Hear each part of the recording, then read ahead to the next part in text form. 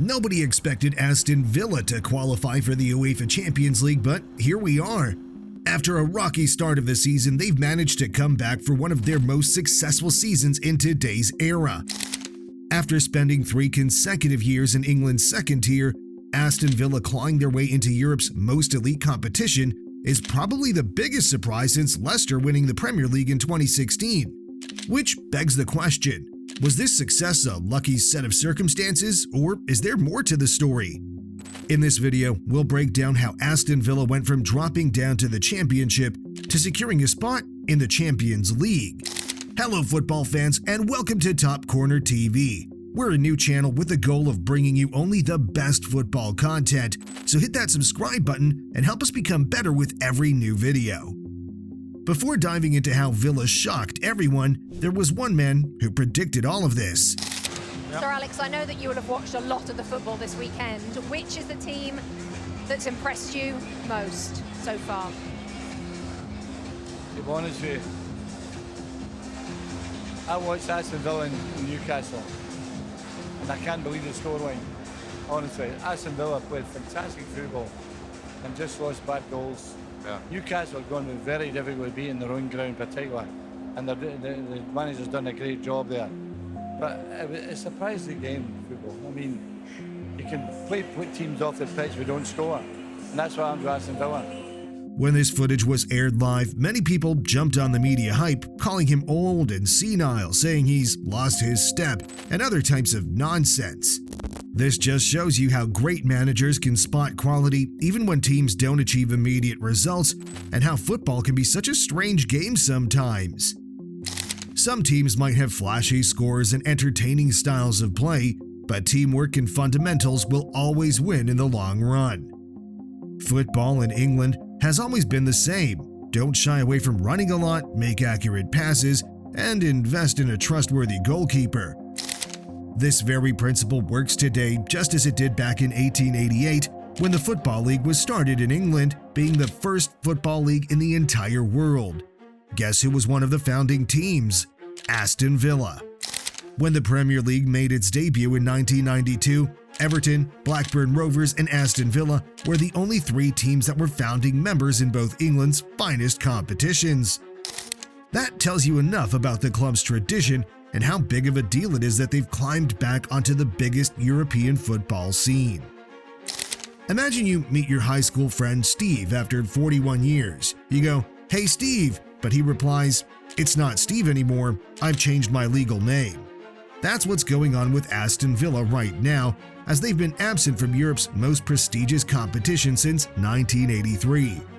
Back then, it was called the European Cup, and now the Claret and Blue will be running all over the Champions League stadiums. This undeniably massive achievement deserves quite a celebration, but things were grim not long ago. Back in 2016, the team faced their worst season since 1992 and their first demotion to the Championship. Things started going downhill pretty fast, and Aston Villa took 3 full years to recover and climb back into the Premier League. In 2021, everyone was hyped about Steven Gerrard taking over. His name and reputation carried a promise that never got fulfilled. The team finished the season taking 14th place, which was actually a step backwards from the previous season. After winning just 2 out of 12 games in the 22-23 season, it was obvious to everyone he wasn't the solution Aston Villa so desperately needed. The move they pulled off then was what got them here in the present. Signing coach Emery proved to be one of the best decisions that not only saved the team from further embarrassment, but actually brought so much fresh energy and improvement. Aston Villa's front office has recognized his impact and locked him in with an extension all the way up to 2027. Since his arrival, they've also made some nice additions like Torres, Diaby, Tielemans, Zaniolo, Lenglet, and reignited their roster overall. Selling Jack Grealish back in 2021 provided them with more than needed financial backup, and they haven't been spending lavishly so far apart from Diaby's $55 million transfer. Emery's first season could have also been considered as a success since they finished 7th and improved their table standings by a lot compared to previous years, but this time he went out of his way. The last time Aston Villa finished among the top 4 teams in the Premier League was in 1996, but rules for qualifying for the Champions League were different. What makes this feat even sweeter is they've outraced Spurs, who will have to accept the complimentary reward and participate in the Europa League. It's not like they're arch enemies, but it's not like they love each other either. What hadn't been so sweet and what could have prevented all of this success was the very first game of this season, as Aston Villa suffered a stunning 5-1 loss against Newcastle United. Just like Alex Ferguson said, they've played very well, but surprisingly ended up with 5 goals in their net. Now, why could have this been their downfall? Because of how teams sometimes react to losses like these. Just remember the backlash Sir Alex Ferguson got for praising their playing style after a 5-1 loss. Now, if they're so quick to criticize the biggest legend of English football, what do you think your average coach should expect? Team owners can be quite impulsive and short-term sighted, so firing coaches due to panic is something we see regularly in football. Luckily, Aston Villa was calm and composed even after that 3-0 demolition against Liverpool. So in their first 10 games, they had 7 victories, 1 draw, and only 2 losses, despite how discouraging those must have felt back then. What followed was another nice streak where they managed to defend their home against both Manchester City and Arsenal.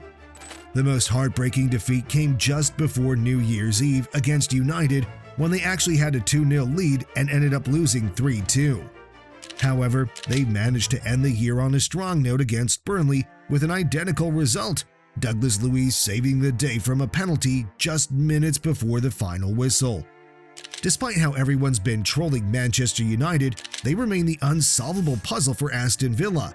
Their only losses from January to April came from United, Spurs, and Newcastle.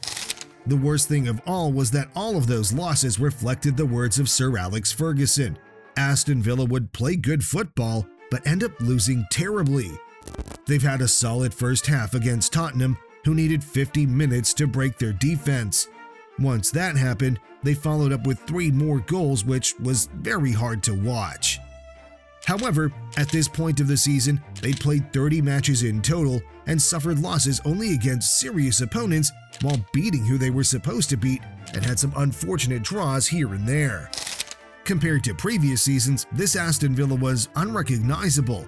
They've managed to acquire something way more important than expensive players, sponsors, or money to spend. They've regained belief. The most dangerous thing that could happen to any team in the world is to doubt their ability to win even before the match had started. That was Aston Villa for the last couple of years, and this season that aura was gone. They were not a feared powerhouse like Manchester City, but their playing style was both effective and pleasant to watch, making their run nothing short of great. When Haaland and his crew beat Spurs just 2 games before the end of the season, Aston Villa had the number 4 spot locked in after so many years of waiting and disappointment. There's no more thinking about falling back to the championship or improving enough to get by in the league. Now, the ceiling has been set so much higher as both the next Premier League season and the Champions League are approaching.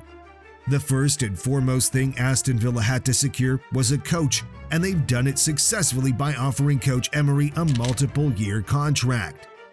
The value hasn't been confirmed yet, but what's important is he's not going anywhere, and why should he? He's looked upon like a demigod in the city of Birmingham. If Tommy Shelby was untouchable in Peaky Blinders, that's the kind of status Emery has when it comes to the villains. The second item on the team's list will be adjusting the roster. It's an unwritten rule that teams significantly improve their player base when they qualify for the Champions League. So far, the biggest names spread around are Carlos Soler and Raul Bellanova, who both would be nice additions in case the negotiations go well. Emery is a very big fan of Soler and has a huge appreciation for the young Spain star who already has Champions League experience. Pulling him away from Paris is expected to cost somewhere around £17 million, which is totally within Villa's reach. Bellanova's departure from Torino wouldn't be so much about the money, but beating all the other interested parties, since lots of clubs are going mad after the young defender. Both of them wouldn't just bring improvement in terms of skills, but the locker room chemistry as well, since they're regarded as good teammates and friendly people to be around. It still will be hard to answer the question whether that would be enough for Aston Villa to move past the group stage of the Champions League. A lot of it will depend on which teams they get thrown in with and if all of their players remain healthy until then. There's also a chance for big upsets, which is just one of the reasons why we love the Champions League so much. When it comes to the next Premier League season, how do you measure success after finishing in 4th? The only way to surpass that is by taking one of the first 3 spots, and once you're in that conversation, not even the title seems like an unreasonable goal. Manchester City has won 4 in a row, so it would be a perfect time for someone to dethrone them, and what if Aston Villa becomes that team? If someone was to tell you in 2015 that Leicester would win the Premier League, you'd probably laugh in their face, but looking back, that's one of the coolest moments in football history. If we dare to make predictions based on this season alone, we're in for an amazing run that will establish Aston Villa as one of England's best teams, proving this year was not a fluke, but rather an improvement process that has finally started showing results. That's it for today, dear friends. We hope you enjoyed this video. Let us know in the comments, what do you think of Aston Villa's season and how far do you think they'll get in the Champions League? Thanks for watching and sticking with us till the end. Make sure you don't miss out on more football stories by hitting that subscribe button. See you in the next one.